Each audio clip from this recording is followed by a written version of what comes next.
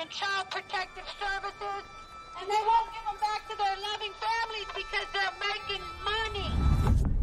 This is a legal system that you're going into. And if you don't know the rules, you will be chewed up and spit out.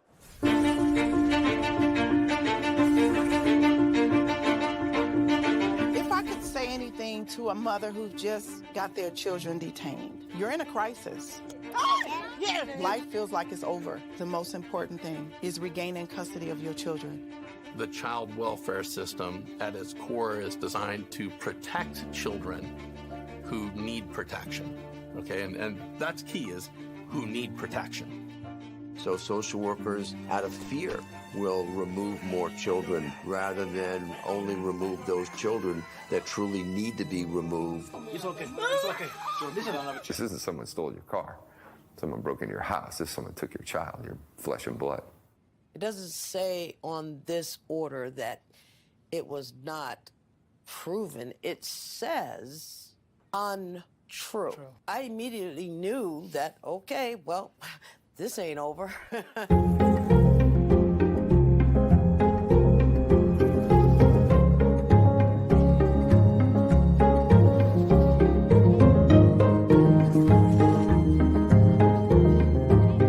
Were there signs there? Were there no signs? Did I miss them? Did I catch them?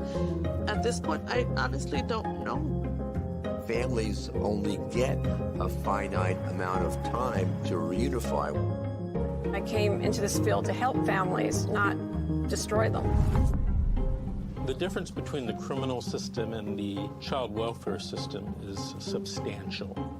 You have more rights as a criminal than you do as a parent.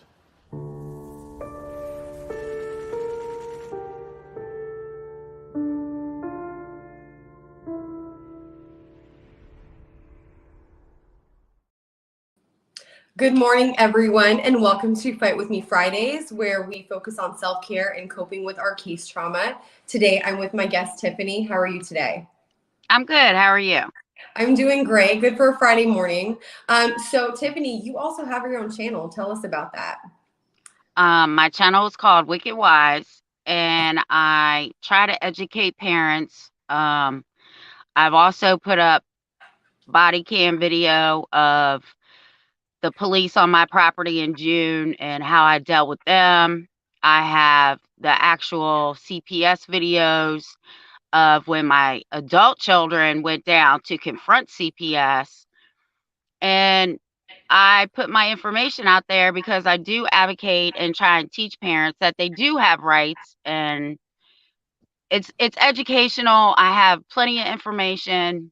So that's basically what it is. Awesome. And I have seen the video of her running CPS workers and the police off her property, and it was amazing. So if you guys haven't seen that, definitely check it out. So today we're just kind of playing it by ear. We were talking about earlier a judge, and we're going to see if we can pull up this video. So we came across a video of a judge literally training CPS workers how to traffic kids through the system for federal money. And this is really happening. Like, this is really their goal.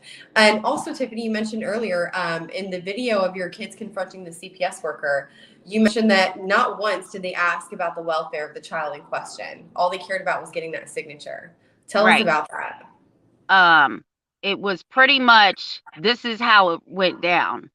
My son is kind of like me.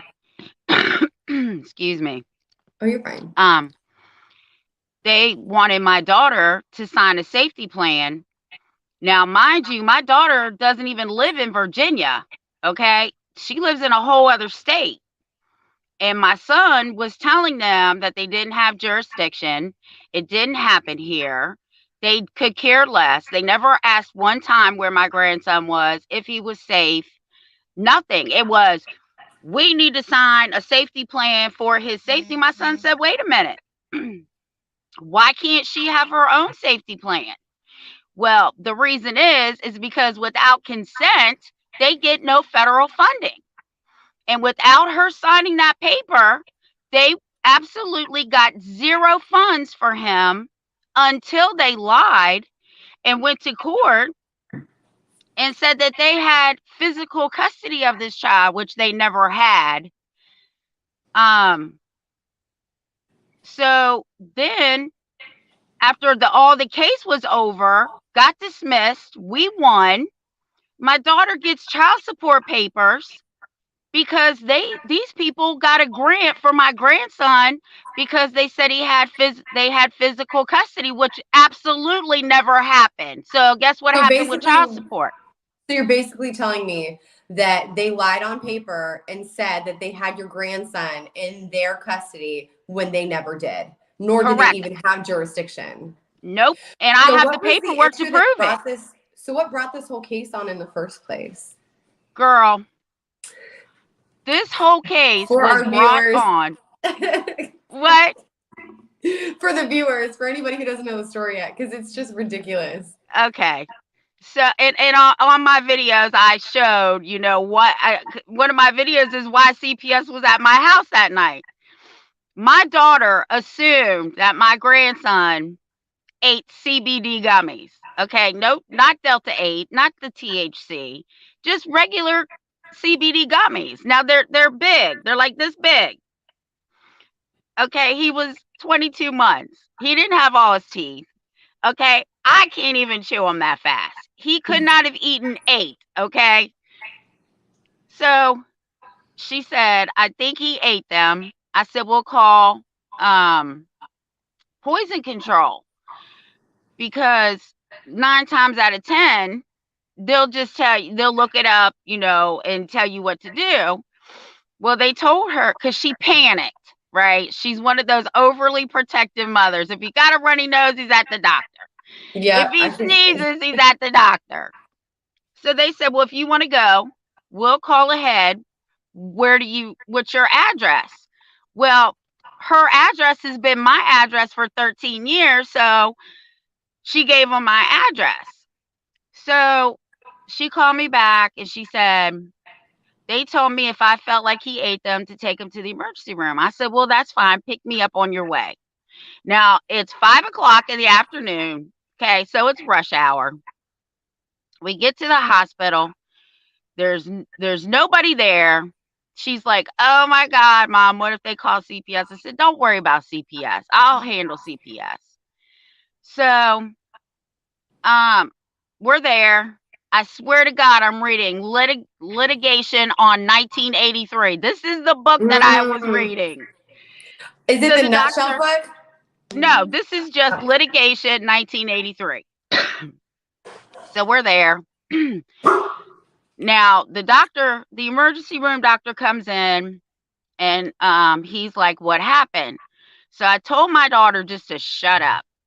I said, what she told me, I said everything other than where it happened. Okay. I said it happened at my house. Okay. Because I'm a grandmother. I get a little senile sometimes.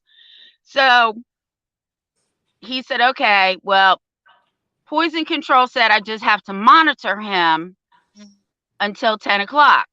I said, okay. So at 8:30, I tell my daughter, I said, look, after they took his blood, I said, look, I got to go home. I got a meeting tomorrow with the delegate and I got to get my stuff together. So I wasn't even home 15 minutes. I literally just stepped out of the shower. My phone's blowing up. I go to my phone. I call her back. I said, what's wrong? She said, CPS is here. I said, I'm on my way. So, of course, I'm breaking all kinds of laws. I'm doing 90 and a 55. I'm just trying to get to my kid. Yeah. So now, pause. Did they ever get the results back if he has CBD in his blood, or can they even test for that? Well, here's the thing. CBD, unless there's THC in it, does not show up in your blood. So really, it posed no threat in the first place, health or Correct. Otherwise. It was harmless. Correct. Okay. And you don't even know for sure if he ate them. Right.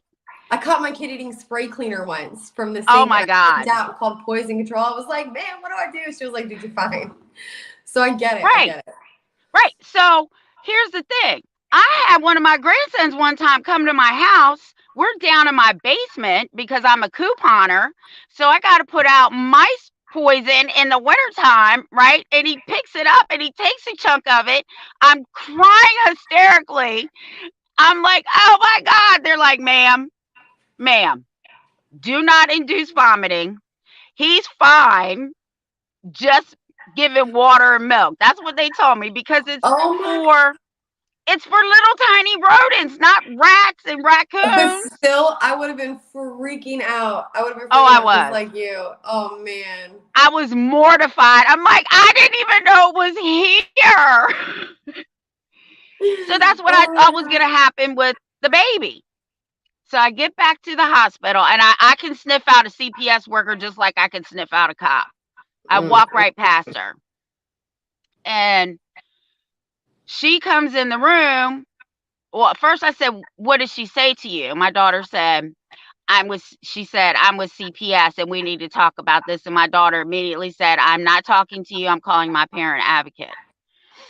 So when she walks in the room, I said, why are you here? She said, who are you? I said, no, why are you here? She said, well, we got a complaint. I said, okay, a complaint is not a criminal offense. Now, mind you, this night, there were police everywhere. I don't know what was going on. State, county, and city police. They're all here at the hospital. They got people locked in beds and all kinds of stuff. So she goes, who are you? I said, well, actually, I'm a parent advocate, and I have been for 30 years against CPS. Well, then she goes, then she's ignoring me. And she says to my daughter, you're going to have to sign a safety plan or I'm taking the baby into custody. I said, excuse me, aren't those voluntary? She goes, she said, well, yeah. Excuse me. Yeah, that's exactly what I did. I said, excuse me. She said, yeah. And I said, okay, we're not signing anything. And she goes to my daughter again. Now she's ignoring me. I said, look here, lady, I'm a parent advocate. Not only am I a parent advocate, but just so happens this is my daughter and this is my grandson. And now I'm invoking her rights. So again, she tries to ignore me. Finally, I looked at my daughter, and I can't say what I said because it's a cuss word. I said, tell this wench you don't consent. My daughter looked at her and said, I don't consent. So she leaves. She's mad. Doctor comes in, says we're going to take because they put an IV in case they had to give him medicine in his arm, but they didn't give him anything. We're going to take the IV out. Baby's blood works fine. Baby's fine. And at 10 o'clock, I'm going to release you. So what time is it at this point? It's 9:40. I looked at my phone. I said, oh, God, it's only 20 minutes. We got 20 minutes. But I'm confused at this point because normally if the CPS worker is called out to the hospital, the doctor and the worker are in cahoots with each other. And they're like on the same page. I'm going to hold him for you, Mrs. CPS worker. Okay. You know. It wasn't the doctor. It was the nurse. Okay. She went behind two doctors' backs. Okay. The attending physician. So the doctors weren't aware that she called CPS? No. And the attending emergency room pediatrician both released this baby.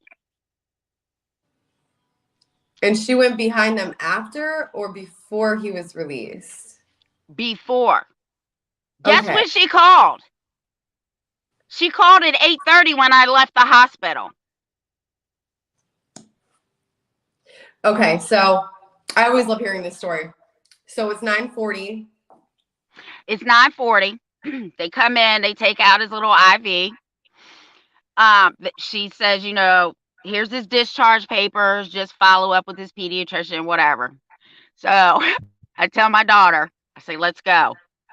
She said, Mom, CPS, what about CPS? I said, don't worry about CPS, just get your ass in the car. I said, take him home because his dad had just got home.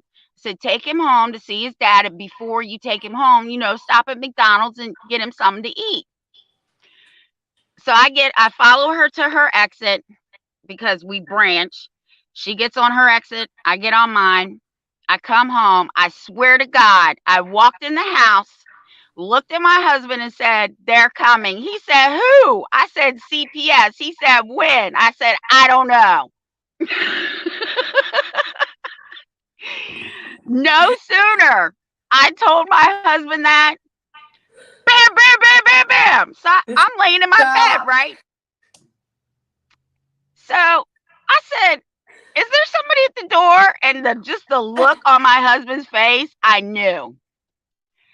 So I tell people, if they're at your front door and you have another way out, you always go out the back or wherever, because they will ambush you. So I went out my garage door, my side. I have French doors.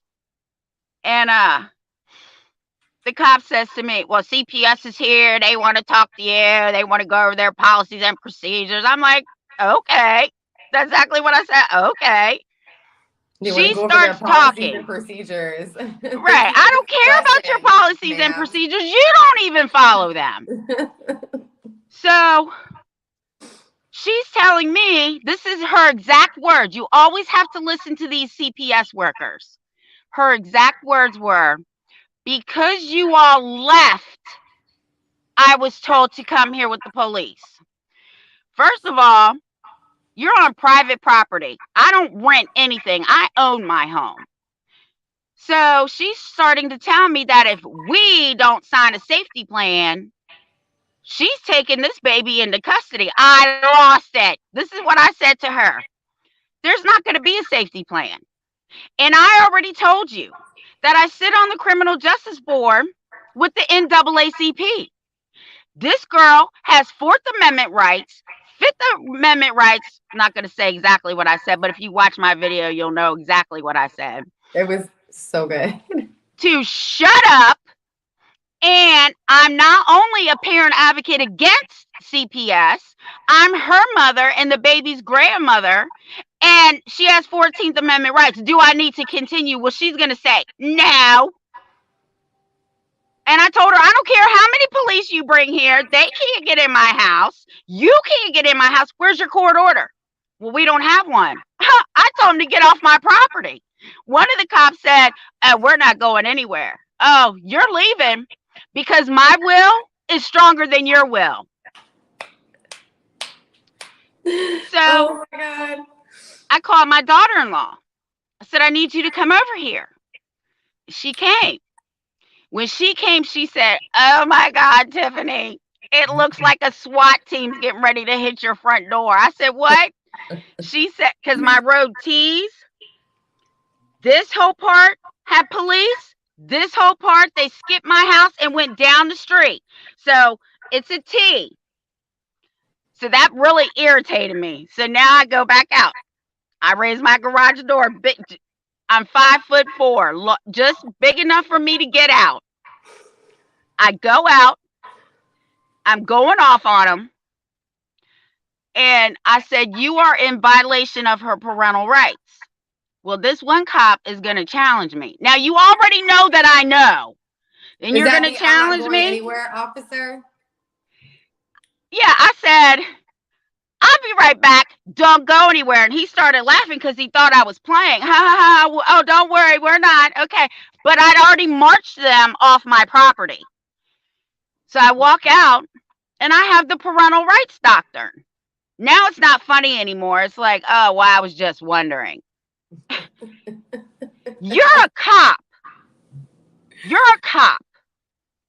So anyway, now the sergeant, right? I'm telling them, do you all need a lesson in the Constitution? Okay?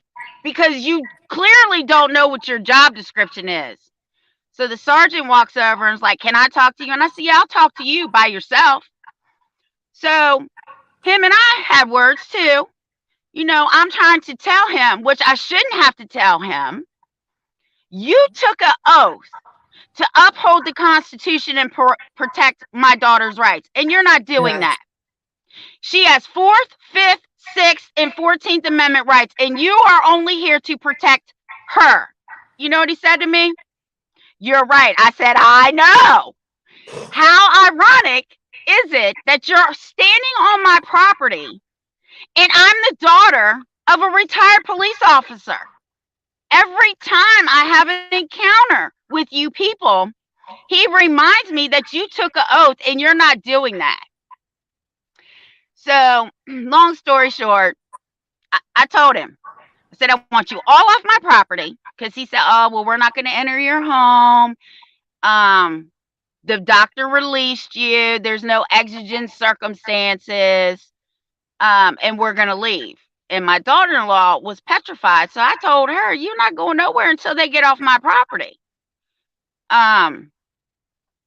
So he heard me out. He knew I knew what I was talking about. And pretty much he told the social worker, you know, even if I had a warrant to go in this house, I can't execute it till 8 in the morning. The laws have changed in Virginia. And wasn't she caught on one of the officers' body cams saying, well, what are we going to do now? How are we going to get the baby? Yeah, that's what she said. Well, what do we do now? Well, if you don't know your job, I will chew you up and spit you out. That's what you do. You lost. Right. You're trespassing. So then the next videos that I put up, because it went from 10:30 at night into 12:30 the next morning. So the next morning, I had my meeting with my delegate. I told her what was going on. For that delegate meeting. Right, and that's what I told him. Don't think I'm not bringing this case up, because this is why I'm working on changing the laws, policies, and procedures. And I told him right to his face, the police department, CPS, child support, and the family court. It all needs to be overhauled. Yes. All of it. So I'm so mad at the judge and the DSS lawyer too, because when they go behind your back and file an ex parte, and this is what I brought up to the delegates that I have talked to, you cannot fight an affidavit if you don't know that there's an affidavit being filed against you. And that's a violation. Ex parte hearings in themselves, they're unconstitutional. They directly, just having one in the first place is a violation of your 14th Amendment due process rights. Absolutely. Absolutely. So now I got people blowing my phone up, right? Now this happened June 24th. No, my bad. This happened June 16th into the 17th. My kids went to on the 17th. They waited till the 21st of June, 5 days, to go get an emergency removal order. Now, the first judge that signed off, she recognized my name and passed it over, because this is the same judge that I told, I will leave your courtroom and go call a civil rights attorney, because I will not, and I am not going to let anybody take my free will from me. I don't care what color robe you wear or what badge you have on. So now I'm getting calls. Right. Oh, Miss Wise, you need to turn your daughter and her ward over. Well, first of all, my daughter's in her 30s. I am not legally responsible for her. Second of all, if there was so much imminent danger, exigent circumstances, yeah. The two doctors would have taken him into custody, first of all. Second of all, she herself could have taken him into custody right then and there at the hospital. But you're going to wait 5 days and make up a bogus lie? Exactly. Speaking of which, okay, so our producer says we have that video ready. So do you want to play it or do you want to finish? Go ahead. Okay, so just to show you guys how corrupt these judges are, this is a video that a judge recorded training CPS workers how to traffic kids through the system, how to legally check off all the loophole boxes so they can traffic the children through the system and get the federal grant money for their municipality. So let's go ahead and play that video, and then we'll finish Tiffany's story.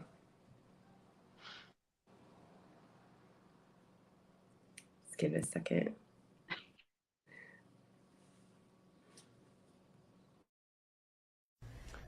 And if you are removing a child, a contrary to the welfare finding in that order is mandatory. Right. If you do not make that finding whenever you remove a child from a placement, you're forfeiting federal funds. You can get away with it under state law. It'll catch up later. Things will get fixed. But my recollection is that the federal government says if you didn't make that right at the outset, first time through, you're not going to get any federal money for those services ever. And especially in the private removals, I mean, CPS will have its documents set up so that you're making those when you're signing off on it. On the private removals, grandma trying to take the kid, even if all the allegations are true, parents are horrible, those kinds of things, if you don't go through and check some boxes or make a finding somewhere in those original orders, CPS is going to have a kid that they can't pay for. And let me tell you, we just had this happen in Maricopa County. We've had, at Durango, I told you they have all of the cases going through one judicial officer initially for signing all these temporary orders. A petition was filed by DES, and they did an in-home petition. And they thought they had good cause for making this an in-home. So the child was not removed from the home that the child had been placed in. By the way, this was a 15-year-old mother who herself was a ward and was in a foster care situation, okay? But when that paperwork is filed with the in-home petition, CPS, and when we say CPS and DES, we're talking the same thing, all right? Child Protective Services, Department of Economic Security. They are represented by the AG's office, and you guys have told me today already that with the petition, they send over their temporary orders. In those temporary orders, they are designed for the in-home or the out of. The judicial officer who read the petition thought, no way in-home, crossed off in-home, wrote out of home. But that, contrary to the Welfare Act finding, was not made. CPS is obligated, pursuant to that court order, to go in and remove the child. And right now, we're doing some backpedaling to set aside those orders so that that funding can attach to that baby and that. So anyways, if you are going to play with the paperwork that they're sending over for you because you think this child's at risk, make sure you have your staff call the AG's office and get out-of-home temporary orders put together so that you are making all the right findings or orders. Or if in doubt, call one of us and we'll walk you through it. What happens, the question is, when a majority of the removal team under 8-822 doesn't agree with the removal? Is the remedy to dismiss the dependency, those kinds of things? CPS is refusing to return the children. Yeah. And my answer is no. And the reason is that there are two ways to remove a child. CPS can go in and grab them. They've got to be able to do that or people get hurt.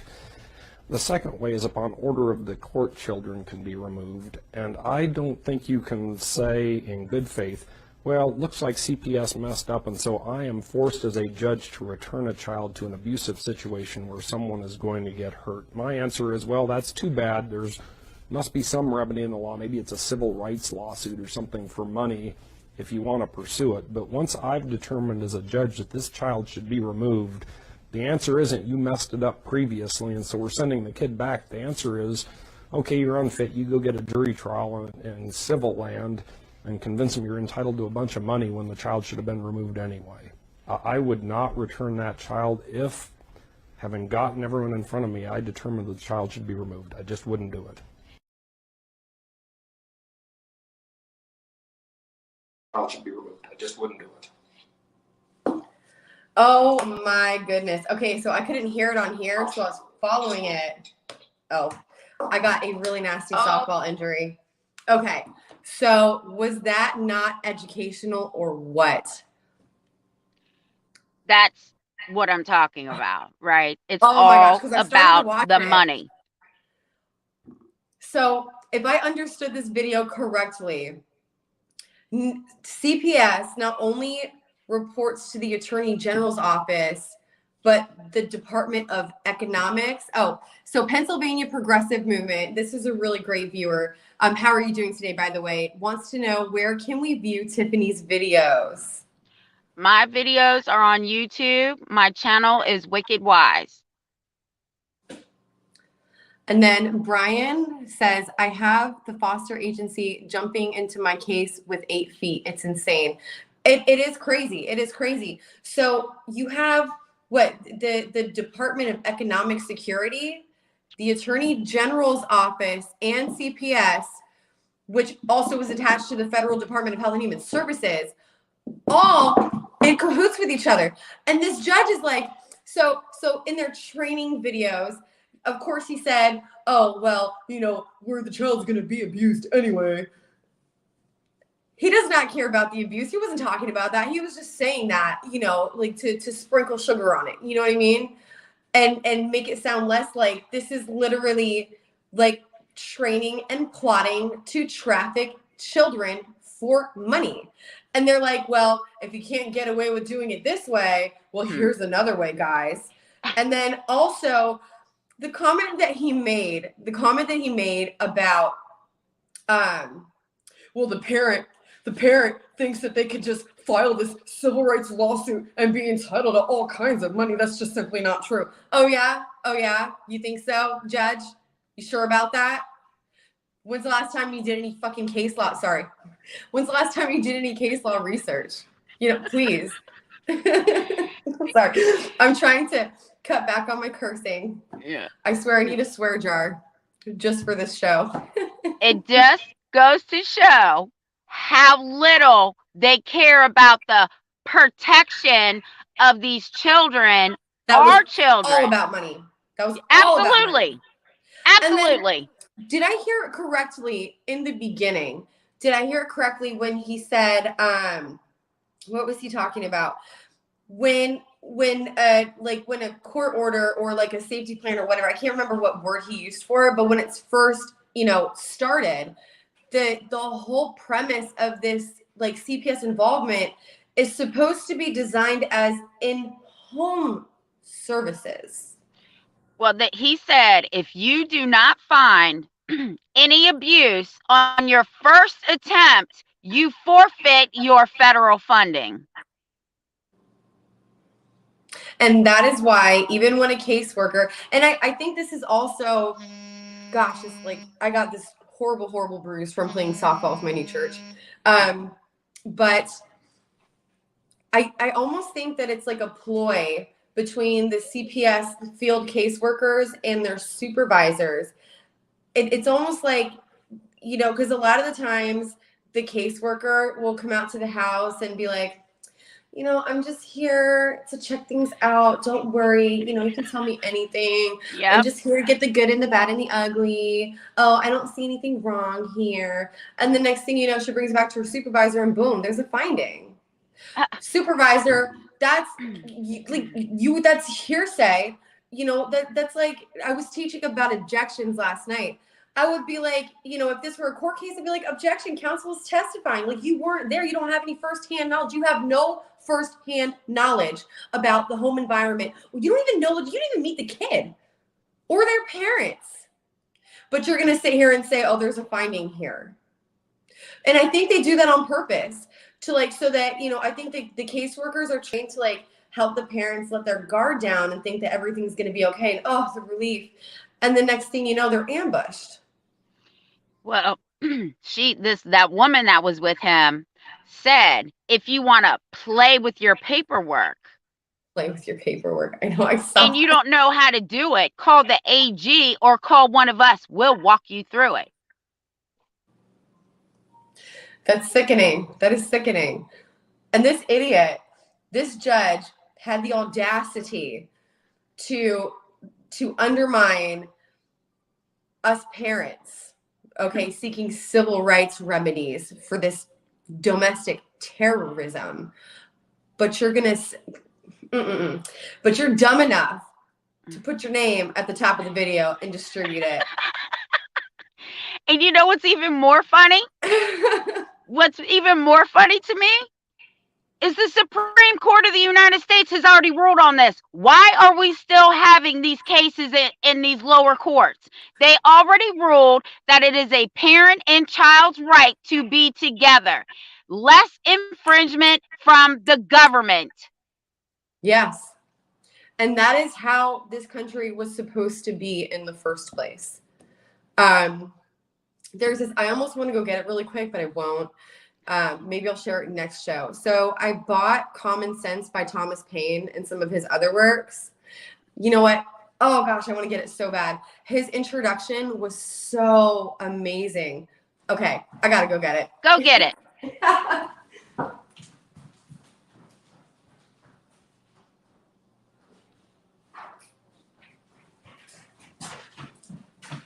Okay, and we're back.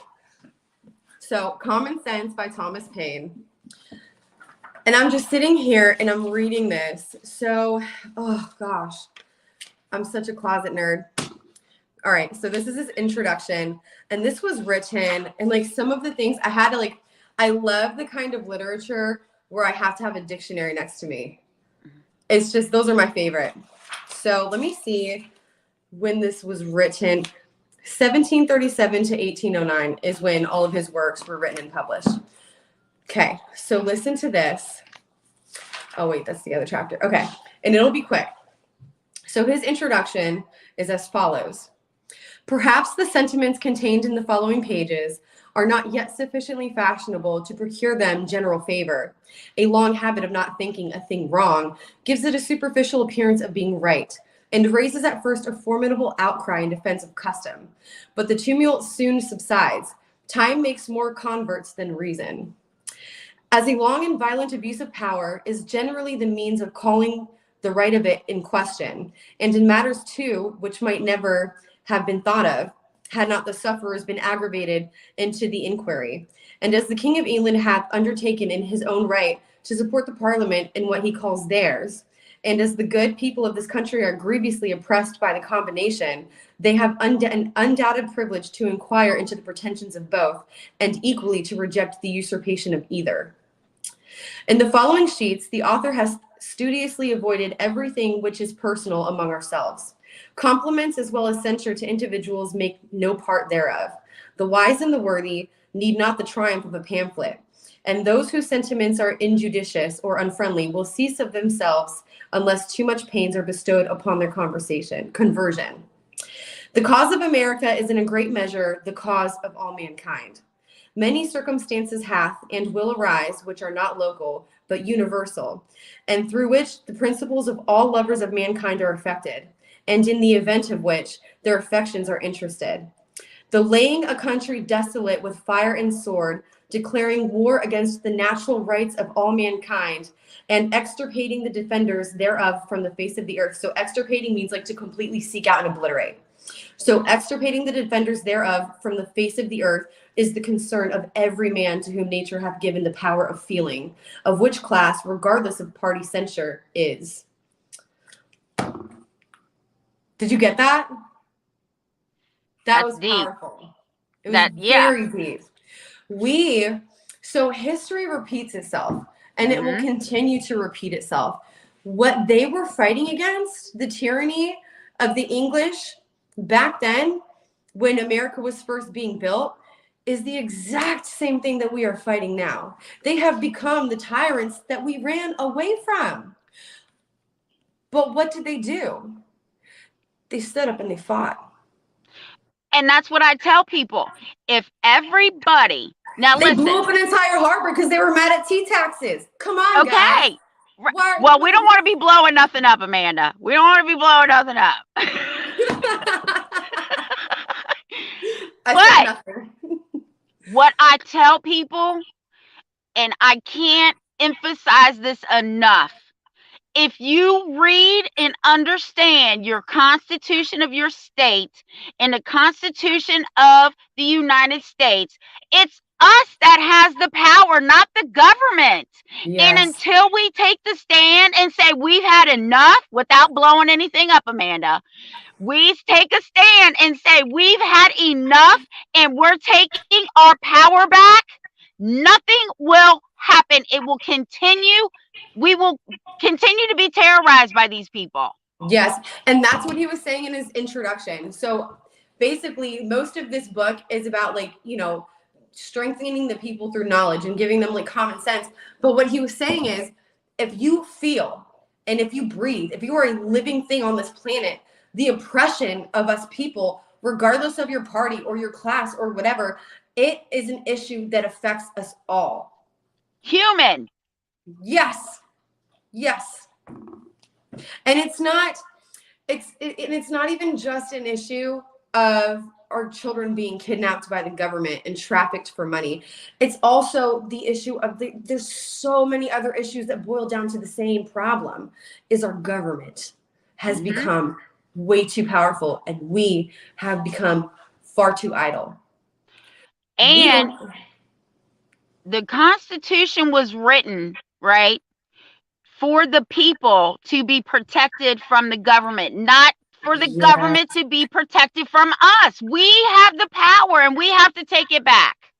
Yes. So how do you suggest doing that? First of all, I really wish people would pay attention. If they only would educate themselves, there's no better advocate for anybody but themselves. I just got to tell you that. Once you educate yourself, it's like, oh my God, I wish I knew this whenever, right? Yeah. But the biggest thing is they want to suppress us, right? To not educate ourselves, because an educated person is more dangerous than a person with a weapon. You can disarm a person with a weapon. You can't disarm educated people. No, ma'am. No, ma'am. Knowledge is power. Knowledge is power. The only thing that I am sad to say I have not been doing, and I should have been doing for a long time, is voting.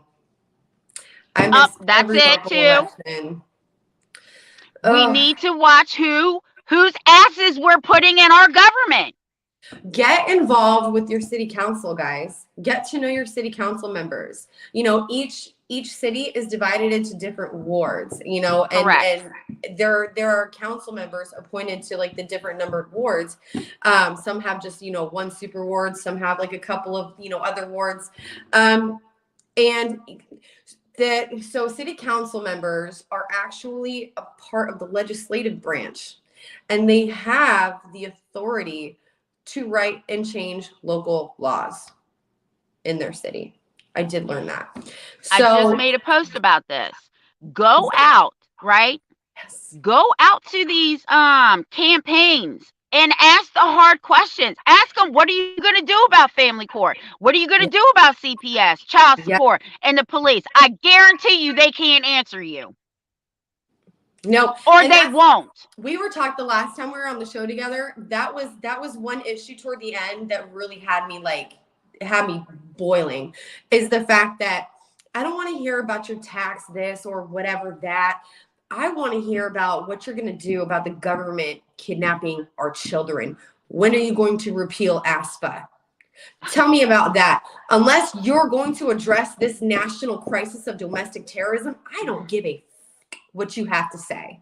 Yeah, exactly. And that's what I'm trying to tell people. Be careful who we're putting in office. Ask the hard questions. Because let me tell you, Amanda, you've known me for a very long time. And you know I don't care if I ruffle your feathers.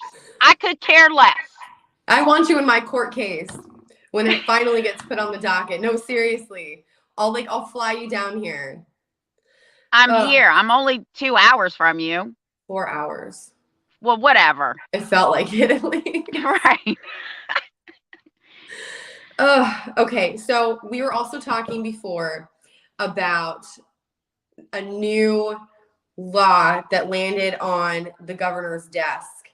Yes, it is a new law here in Virginia. And as far as I know, he signed it. I mean, I haven't seen anything where he hasn't. That before this new law, they were to, well, first of all, the federal government says that you're supposed to contact kinship before you put a child in foster care, but we know they don't do that. There's no money in kinship. Well, but if they don't follow the procedures laid out, the Department of Health and Human Services has their own set of federal rules to get that money. And if they don't follow those rules by the letter, they're not supposed to get that funding. And I think but we they need to start being very sharp about that. We need to train ourselves, not just on the law, but on their rules. That's correct. And I have their federal manual. So if anybody needs it, you can get it from me. I'll email it to you. But anyway, so a couple years ago, this law went into effect by a delegate here, same delegate that helped pass this new one. that children, before they can be removed, have to go to anybody who has a relationship, not just kinship. It's like friend, nanny, babysitter, grandma, whatever, as long as you have a relationship.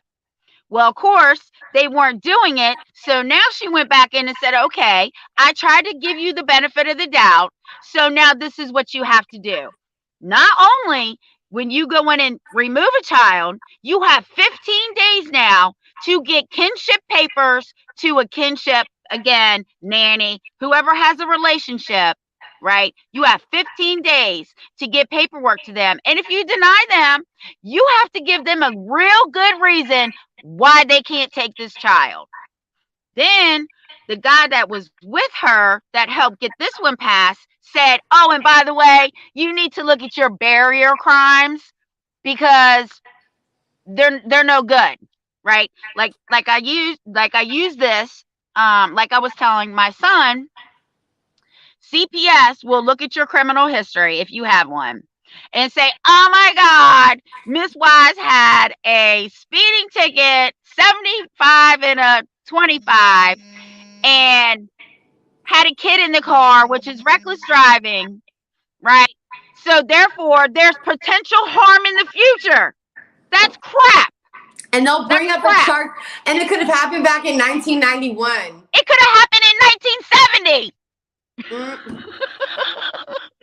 Yeah, now that's definitely bogus. But right? There's another issue that needs to be addressed. And tell me. It's the fact that when they have these unconstitutional ex parte hearings to present their evidence to the judge, they're not following the rules of civil procedure. They're not following the rules of evidence at all. I know. And these judges are just signing these orders without seeing any evidence. Amanda. Everything these social workers are saying is hearsay. It's hearsay, all of it. And Even I'm if working. The social worker was there herself and saw something, it's hearsay. Where is your proof? And I'm working on that. Where's your proof? I'm working on getting ex partes with CPS abolished. I'm also working on them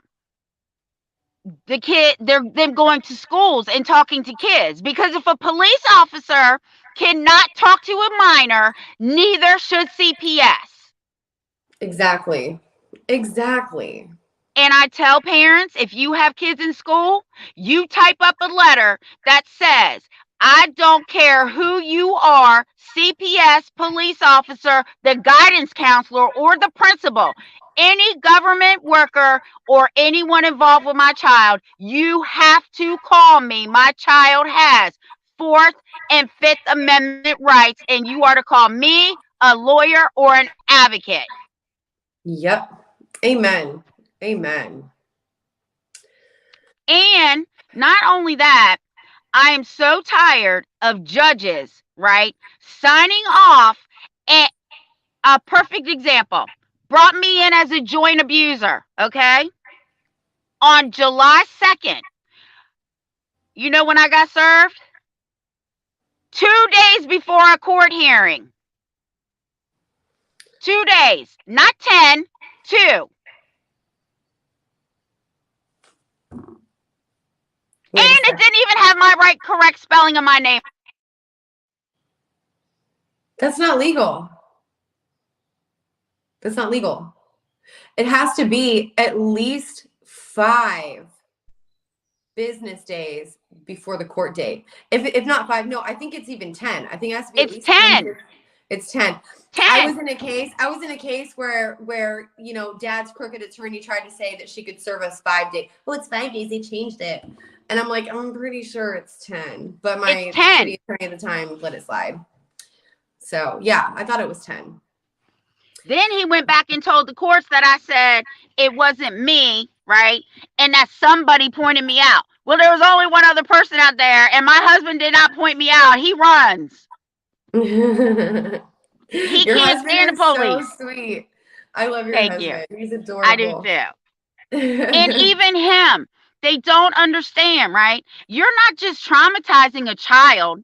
You're traumatizing the whole family. My son, my daughter-in-law, my other grandkids. My poor husband was so devastated. I swear to God, I thought he had PTSD for a month.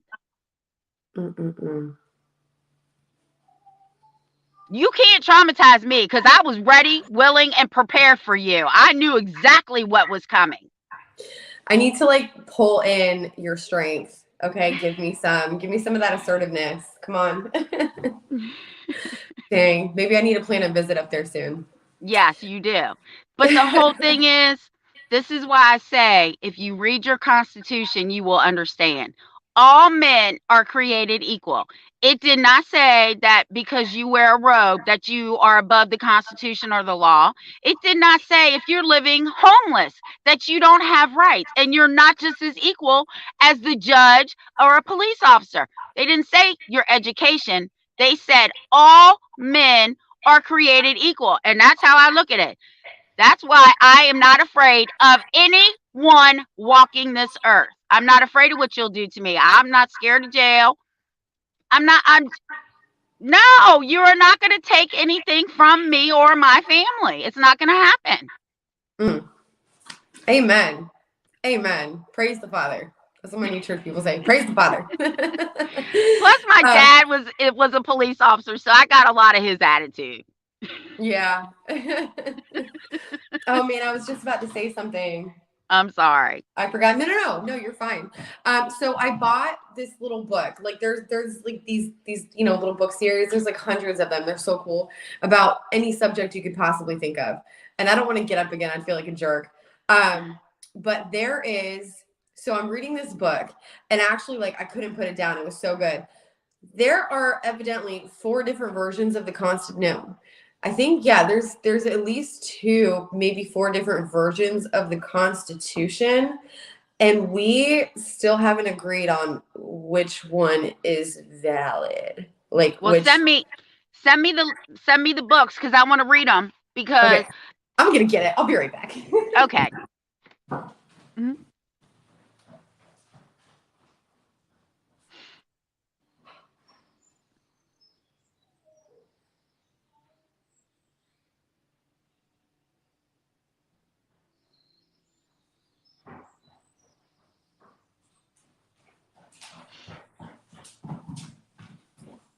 Okay, definitely might get chewed up for getting up twice, and I apologize, Grace. But I just couldn't keep these to myself. So they're like $12 a piece. You can probably even get them cheaper.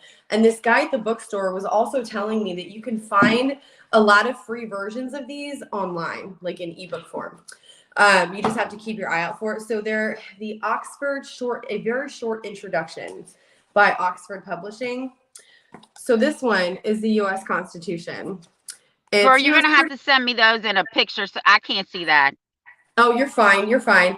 But, oh my gosh, it was just so amazing. So it's talking about the American Revolution here. Oh, this was the preface.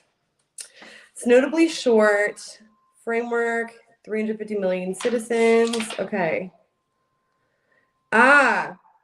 So such praise obscures the profound disagreements we have had about what the Constitution means. So there's conflicting interpretations. There's different versions of the Constitution because it was edited. And like you know what we need? We need a constitutional convention. Yes, we do. We definitely do. I will be there. We're almost out of time, but have you heard about the Family Rights Rally coming up at the end of May in DC? Are you going to be there? I'm going to try and be there because we own a business, like you know. Yeah. And this is peak season for us. Yeah. So if I can get around scheduling people that weekend, I'm going to try. Nice. But I definitely want to go. I want to go as well. I can't make any promises either, but I'm certainly going to do my best. I heard there's going to be some really amazing speakers there. I think you might have been the person to tell me that. Yeah. And yeah, so at the very least, hopefully somebody will be covering it live. That's what I said on Facebook. That's what I said. Yeah. Oh, but God. there's strength in numbers, though. Strength in numbers. This is the kind of fight that we're talking about, that it's important and we need to be a part of it, And this just brings me back, right? as long as we're not burning anything down, and you're right, together we stand, divided we fall, right? So I'm hoping that I can go, but either way, there's got to be change. There's got to be change. Amen. Amen. Amen to that. Well, is there anything that you would like to add before we end our show for today? The only thing I want to add is I want all parents to stay strong. I'm going to get emotional. Whew.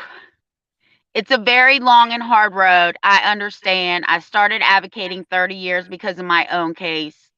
It was very detrimental.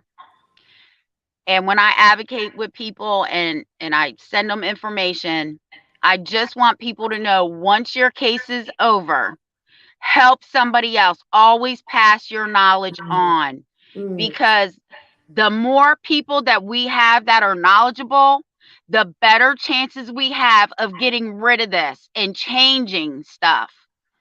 Because without people like me and other advocates and lawyers who really do care, nothing will ever change. And I just want people to understand, take care of yourself.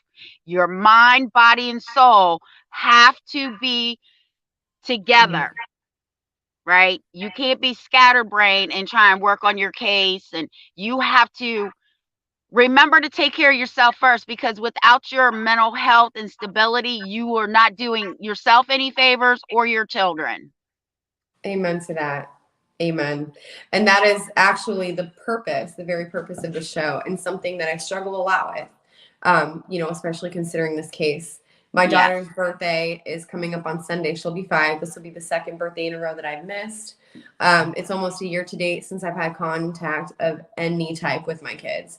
I asked them to send me pictures of my kids. They won't do it. I mean, it is so beyond out of control. And they're watching my shows. Like, they're watching all of my shows, just so they could bring it up in court. Anyway, it's just, it is so out of control. And it's gotten to the point now where they refuse to even respond to my emails.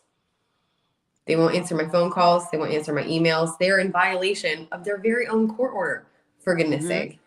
And it just, you know, to the parents out there who are just being railroaded over and over and over again, and the retaliation is just ridiculous. You know, I understand what it feels like to feel hopeless. Like, you know, I feel like David against Goliath, but, you know, like, where's my magic rock? I don't have one, you know? So, by being open and vulnerable and honest with you guys, I hope to help end the stigma against mental health. And, you know, hopefully we can find new ways to cope with the trauma that comes along with these cases. And Tiffany, you are an amazingly strong woman, and I have so much respect for you. Like, I wish I had your gusto, but we can. You can teach me. We can learn how to be like Tiffany. What would Tiffany do? But yeah, I mean, like, really, thank you. Thank you for all of the work that you do and all of the help that you give to these parents. You run your own business and you still find the time, you know, to be a part of these organizations and try to change legislation, pass new laws, you know, take the time to help, like, each and every individual parent that reaches out to you. That's incredible. Well, thank you. Of course, of course. And thank you so much, Tiffany, for coming on today. And I will send you a picture of these books as soon as we get off. Perfect. Yay. So our next show is going to be Monday at 4 p.m. Eastern time. That's going to be 1 p.m. Pacific time. And it's going to be CPS current events. So we will be keeping current with all things CPS. And thank you everyone for joining us today. Thank you again, Tiffany. And I will see you all on Monday. Have a good weekend. Thank you. You too. Bye. All right.